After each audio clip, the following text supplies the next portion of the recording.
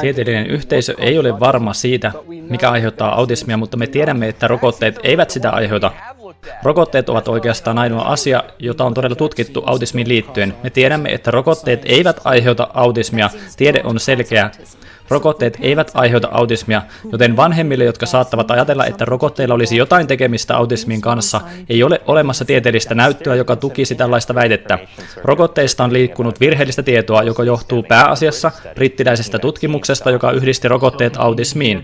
Kuulemme yhä, että rokotteet aiheuttavat autismia, vaikka tämä on jo kumottu. Se on kumottu toistuvasti ja perusteellisesti. Tämä MMR-rokote suojaa erittäin tarttuvalta tuhkarokolta, mutta se ei laukaise autismia, kuten suuri tutkimus jälleen kerran meille kertoo. Riski ei ole kohonnut, piste. Se oli kaikki valhetta. Se on ollut petosta alusta alkaen. Kaikki, mitä meille kerrottiin, oli valhetta. Hallitus valehteli, media valehteli, ja he valehtelevat yhä edelleen. Se oli huijaus, se oli petos.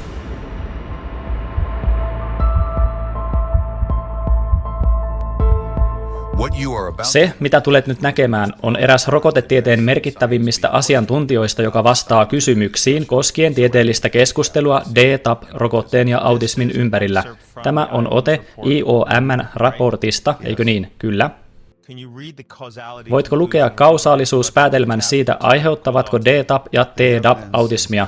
Todisteet eivät riitä vahvistamaan tai kumoamaan syy-yhteyttä, kurkkumätä, jäykkä kouristus tai acellulaarisen hinkuyskärokotteen ja autismin välillä.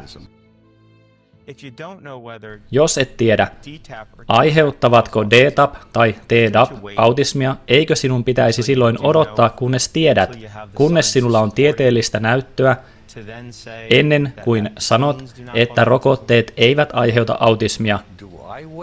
Odotanko? En. En odota, koska minun täytyy ottaa huomioon lasten terveys.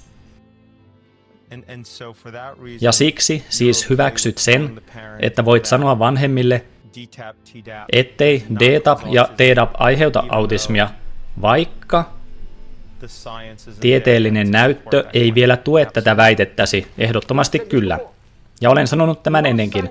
Ei ole olemassa tieteellisesti todistettua näyttöä, ei ole olemassa selkeää dataa, joka olisi vahvistettu tieteellisillä todisteilla siitä, että rokotteet todella toimivat. Sellaista ei ole ollut aina tähän päivään mennessä.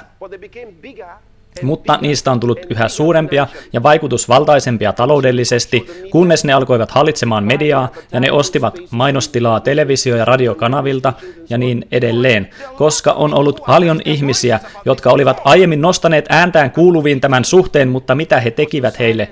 He vaiensivat nämä ihmiset. Näin he tekivät.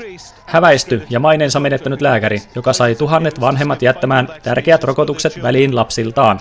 Andrew Wakefieldiltä on jo viety lääkärin oikeudet ja nyt häntä kutsutaan huijariksi. 13 vuotta sitten hän julkaisi Lancet-lehdessä tutkimuksen, jossa väitettiin kolmoisrokotteen tuhkarokkosikotauti ja vihurirokko, eli MPR:n, olevan yhteydessä autismiin. Pitkän tutkinnan jälkeen arvostettu brittiläinen lääketieteellinen julkaisu toteaa, että tämä raportti on kumottu. Tutkinta paljasti Wakefieldin muunnelleen potilastietoja tutkimuksessaan. Huolimatta siitä, että hänellä on kannattajia, Iso-Britannian lääkärivalvontaviranomainen vei häneltä lääkärioikeudet viime vuonna, kutsuen häntä epärehelliseksi ja vastuuttomaksi. Amerikkalaisessa televisio-ohjelmassa Wakefield kuitenkin väitti, että tässä on kyse armottomasta yrityksestä murskata kaikenlaiset pyrkimykset tutkia perusteltuja huolia rokotteiden turvallisuudesta. Alkuperäisen tutkimuksen julkaisun jälkeen lasten rokotukset tuhkarokkoa, sikotautia ja vihurirokkoa vastaan vähenivät ympäri maailmaa. Wakefield asuu ja työskentelee nyt Yhdysvalloissa, missä hänellä on useita korkean profiilin kannattajia. Nämä lääkärit eivät ole suinkaan ainoita. Maailmassa on paljon lääkäreitä, jotka puhuvat rohkeasti tästä samasta asiasta. Mutta ne, jotka eivät pidä siitä, koska heillä itsellään on erilainen suunnitelma, siksi he eivät halua sinun tietävän tästä. Olen odottanut pitkään voidakseni kertoa tarinani ja haluan kertoa sen totuuden mukaisesti. Olin mukana pettämässä miljoonia veronmaksajia rokotteiden mahdollisten negatiivisten sivuvaikutusten osalta. Me valehtelimme tieteellisistä löydöistä. CDC:hen ei voi enää luottaa rokoteturvallisuuden tutkimuksessa, eikä siihen, että se toimisi avoimesti. CDC:hen ei voi luottaa siinä, että se valvoisi itse itseään. Tässä vain muutamia ajatuksia. William W. Thompson, vanhempi tutkija, Yhdysvaltain tautien valvontakeskus. Hei. Istuin työpöytäni ääressä, jossa opetan Simpsonin yliopistossa. Puhelimeni soi ja siellä oli tohtori William Thompson. Brian, emme tunne toisiamme kovin hyvin. En tiedä, miten tämä kaikki tulee etenemään. Sinulla on poika, jolla on autismi, ja minä tunnen nyt suurta häpeää, kun tapaan perheitä, joissa on autistisia lapsia, koska olen ollut itse osasyyllisenä tähän ongelmaan. Kannan vastuuta siitä, että CDC on jättäytynyt tutkimuksessa 10 vuotta jälkeen, koska CDC ei ole ollut läpinäkyvä. Olemme menettäneet 10 vuotta tutkimusta, koska CDC on nyt itse niin halvaantunut kaikesta siitä, mikä liittyy autismiin. He eivät tee sitä, mitä heidän pitäisi tehdä. Kun tohtori Thompson otti minuun yhteyttä vuonna 2013, hän oli yksi vanhemmista epidemiologeista kansallisessa syntymävikojen ja kehitysvammaisuuden keskuksessa, ja hän oli todella valmis ja avoin kertomaan minulle tarkalleen ottaen, mitä CDC:ssä tapahtui näiden useiden petostapausten suhteen. Tohtori Colleen Boyle, tämän moititun artikkelin toinen kirjoittaja, ei kertonut kongressille, että hän ja hänen kollegansa olivat tarkoituksellisesti salanneet autismirokoteyhteyttä lääketieteelliseltä instituutilta ja suurelta yleisöltä. Ironista kyllä, he saivat jopa palkinnon terveys- ja hyvinvointiministeriltä tästä työstään. Kuinka kauan olet ollut lääkäri ja mikä on erikoisalasi? Olen ollut perhelääkäri yli 10 vuoden ajan, hoidan perheitä aina vastasyntyneistä vanhimpaan potilaaseen, joka on 96-vuotias. Annatko potilaille myös rokotteita? Kyllä, annan rokotteita. Meidän klinikalla noudatetaan CDC:n suosituksia ja annamme tämän tiedon potilaillemme. Annamme heille aikataulun, milloin heidän lapsensa tulisi rokottaa ja niin edelleen. Olen siis lähettänyt sinulle sen, mitä William Thompson kutsui CDC:n tekemäksi petokseksi. Kaiken sen tiedon, joka puuttui. Oletko ehtinyt käydä sitä läpi? On todella uskomatonta, kuinka räikeästi näitä tietoja oli muokattu. Se sai minut kyseenalaistamaan, voinko enää luottaa tähän organisaatioon, joka on ohjannut lääketieteellistä toimintaani jo 10 vuoden ajan, jos he valehtelevat tästä tai jättävät pois tietoa tästä tutkimuksesta, mistä muusta minulle on myös valehdeltu sitten. He eivät tee sitä. Monet lääkärit eivät tee mitään omaa tutkimusta. He vain istuvat siellä ja he saavat ohjeet, mitä käyttää ja miten hoitaa. Monet heistä he eivät lue. He sanovat, että ei ole aikaa lukemiseen. Joten kun luotat lääkäriisi ja ajattelet, että kysyt häneltä kysymyksiä ja saat sitten vastauksia, hän voi vastata vain sen perusteella, mitä hän tietää, mutta entä jos hän ei tiedä? Ja sanoin juuri, että useimmiten hän ei tiedä. Ja tässä on se ongelma. Yritän yhä sulattaa tätä, koska tämä tutkimus, jota käytettiin antamaan meille lasten lääkäreille lopullinen vastaus siitä, että MMR ei liity autismiin, niin minusta tuntuu nyt siltä, että minulle on valehdeltu. Kun he ryhtyivät tekemään tätä tutkimusta, he halusivat tarkastella tietoja ja tulkita tietoja, mutta sitten he päättivätkin jättää osan näistä tiedoista huomiotta, ja tämä poistettu tieto oli todella merkittävää. Ajattele, tämä on iso juttu. Se on iso juttu lääkärille, joka joutuu käsittelemään sen tosiasian, että viimeiset 10 tai 20 vuotta olemme olleet mahdollisesti tuhoamassa lasten aivoja. Kaikki, mitä olen kertonut potilailleni viimeiset 10 vuotta, on perustunut valheeseen ja peittelyyn. Lääkärit, sairaanhoitajat, ihmiset, joilla on huippukoulutus lääketieteellisessä maailmassa. Ja tämä tarina, jonka he ovat heille kertoneet heidän kollegansa, kansanterveysviranomaiset ja lääketeollisuuden sponsoroima lääketieteellinen koulutus on ollut suuri valhe. Rokotushistoria on satojen vuosien ajan nojannut tekaistuihin ja tieteen vastaisiin todisteisiin, joilla on perusteltu rokottamisen välttämättömyyttä, mutta siihen liittyy myös lukemattomia tapauksia ennenkuulumattomista terveyshaitoista rokotusten jälkeen, erityisesti lapsilla. Vanhemmat joutuvat käymään läpi aivan hirvittäviä aikoja sen tähden, mitä heidän lapsilleen on tapahtunut. Meillä on riittävästi näyttöä tästä kaikesta. Aloin kuulla kertomuksia vanhemmilta, ei kymmeniä, ei satoja, vaan tuhansia tarinoita vanhemmilta, jotka veivät täysin terveen lapsensa lääkäriin ja huomasivat sitten, että lapsi menetti osan terveydestään, osa menetti puhekyvyn, osa sai kohtauksia, osa kuoli, osa sairastui astmaan, allergioihin, ihottumaan, autismiin, oppimisvaikeuksiin, tulehdukselliseen suolistosairauteen ja autoimmuunisairauksiin. Ja jokaiselle näistä vanhemmista kerrottiin, että sillä ei ollut mitään tekemistä rokotteen kanssa. Joka ikiselle heistä sanottiin näin. Temple käveli jo 12 kuukauden iässä. Hän oli kävellyt jo kuukauden ennen kuin menimme ottamaan seuraavat rokotukset. Heti kun astuimme lastenlääkärin vastaanotolle, hänen kaksoissisarensa Lou huusi suoraa huutoa. Hän tiesi, mitä oli tapahtumassa, hän ei halunnut lääkärin koskevan häneen. Katsoin sinne, ja siellä oli rokotteet valmiina, 3 pojalle ja 3 hänen siskolleen. Toisen rokotteen kohdalla Lucinda oli jo kiepauttanut itsensä ympäri, joten minun piti lopettaa se, mitä olin tekemässä, irrottaa hänet ja saada hänet ulos. Hetken kuluttua sain hänet ulos ja rauhoittelin häntä hieman. Katsoin sitten ja poika huusi. Katsoin rokotteita ja huomasin, että yksi tytön rokotteista oli poissa. Tytölle oli jäljellä enää vain 2 rokotetta. Kysyin hoitajalta, että mitä tapahtui sille yhdelle rokotteelle. Hän sanoi, voi hyvänen aika, annoin sen pojalle. Sanoin, että mikä se oli. Hän sanoi, että se oli toinen MMR-rokote. Sanoin, soita lääkärille.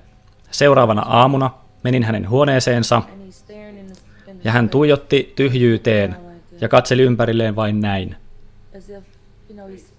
Ikään kuin hän olisi hieman halvaantunut, ei enää niin kuin se vauva, joka aina teki näin joka aamu hymyillen, että saisin hänet pois sängystä. Nostin hänet syliini ja hän teki vain näin.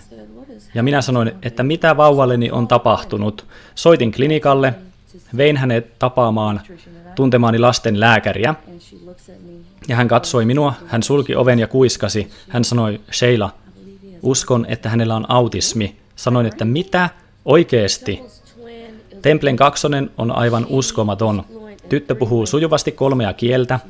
Hän puhuu ranskaa kuin syntyperäinen. Hän on A-luokan oppilas. Hän soittaa klassista pianoa. Kaikesta syyllisyydestä, jota olen tuntenut siitä päivästä, yksi parhaista päätöksistäni, jonka tein hänen puolestaan, oli se, kun kävelin ulos siltä vastaanotolta ilman, että tytärtäni rokotettiin.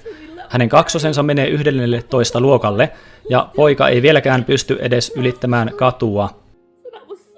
Mutta olen ollut niin naiivi, että hän eläisi vielä täyttä elämää, että hänestä tulisi onnellinen mies, että hänellä olisi perhe. Nämä ovat olleet unelmiani häntä varten. Ja joka vuosi, kun poikani vanhenee, tuo unelma tuntuu olevan yhä vaan kauempana. Pojastani olisi tullut jalkapalloilija, mutta sen sijaan hän käyttääkin nyt vaippoja. Hän käyttää tuttia. Hän ei puhu.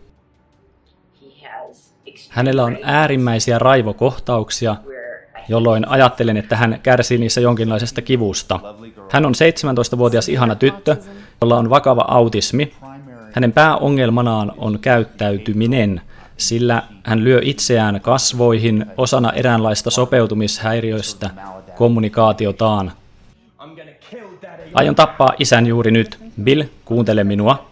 Pysyn täällä kanssasi ja sinä rauhoitut. Okei.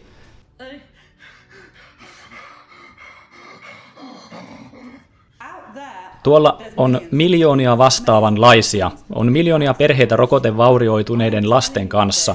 Kerron tämän sinulle, koska en halua, että elät elämää, jota olen elänyt. En halua, että koet kipua. En halua nähdä sinun tai perheesi kärsivän. Siksi kerron tästä sinulle. Minulla ei ole muuta syytä tämän kertomiseen. En enää välitä. Lapseni on jo vaurioitunut. En ole koskaan käynyt keskustelua 9-vuotiaan poikani kanssa.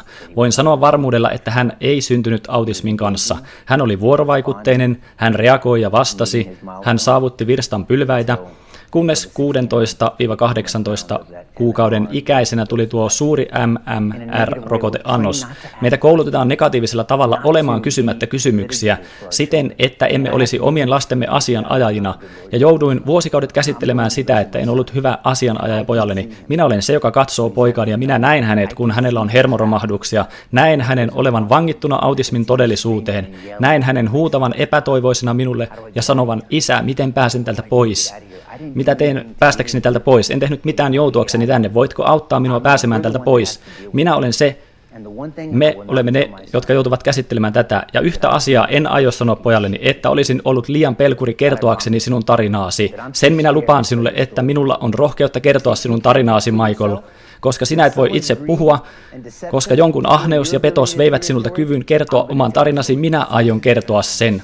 Täysin tietoisena heidän synkästä agendastaan ja sen hirvittävistä vaikutuksista niin monien ihmisten elämien tuhoamisessa, suuret lääkeyhtiöt suojasivat itsensä oikeudellisilta toimilta, jotka olisi kohdistettu heihin rangaistuksena heidän pahoista teoistaan. He saivat Yhdysvaltain kongressin hyväksymään lain, joka vapauttaa heidät kaikesta vastuusta vahinkojen suhteen. Ajattele. Riippumatta rokotteiden aiheuttamista vahingoista, he ovat vapautettuina vastuusta. Suuret lääkeyhtiöt pääsevät kuin koira veräjästä. Miksi he ajoivat tämän läpi? Koska he tiesivät, että ongelmia tulisi. He tiesivät tehneensä jotain kauheaa. Normaalisti, kun tuot markkinoille jotain hyvää, sinä sanot, että minä seison näiden tuotteideni takana. Minä seison tämän takana. Jos käytät sitä oikein, kuten olemme ohjeistaneet, kaikki tulee menemään hyvin. Mutta he eivät voi sanoa näin. Vuonna 1986 kongressi hyväksyi kansallisen rokotehaittakorvauslain, joka loi järjestelmän, jossa ei haita syyllisiä, vaan maksetaan vain korvauksia. Mutta jos koronarokote aiheuttaa harvinaislaatuisen vakavan haitan, kuka silloin vastaa hoitokustannuksista? Saatat arvella, että rokotteen valmistaja, mutta uhrien ryhmän mukaan se ei mene niin. Tietenkin he kaikki puhuvat vuoden 1986 rokotevahinkojen korvauslaista. Tästä siinä oli kyse. Yksikään rokotevalmistaja ei ole vastuussa siviilioikeudellisesti rokotteen aiheuttamista vahingoista tai rokotteen antamiseen liittyvästä kuolemasta. Siitä on tullut täydellinen vapautusvastuu. Et voi haastaa lääkäriä oikeuteen, et voi haastaa valmistajaa oikeuteen, et voi haastaa sairaalaa tai edes Target-myymälää, jos sait sieltä rokotteesi. Kaikki ovat täysin suojattuja riippumatta siitä, mitä sinulle tapahtuu. Kerron tässä siitä sydämettömyydestä, mikä menee ihmisen mielen sisälle, mikä tekee ihmisestä niin ilkeän ja niin pahan, että on tuhottava niin monia muita ihmisiä. Sydämettömyys. Meillä ei ole enää lapsia uhrattavaksi rokotteille. Jos tämä ei saa sinua tarpeeksi vihaiseksi, niin en tiedä mikä sitten.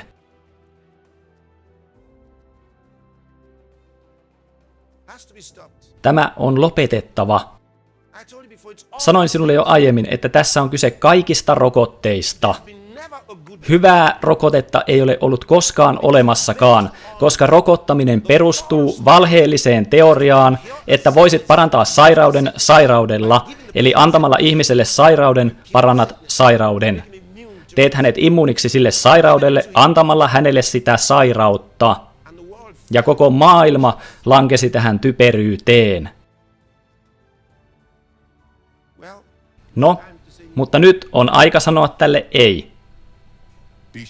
Ole varma tästä. Pahoja ei jätetä rankaisematta, mutta vanhurskaat vapautetaan. Sananlaskut 11.12 NIV.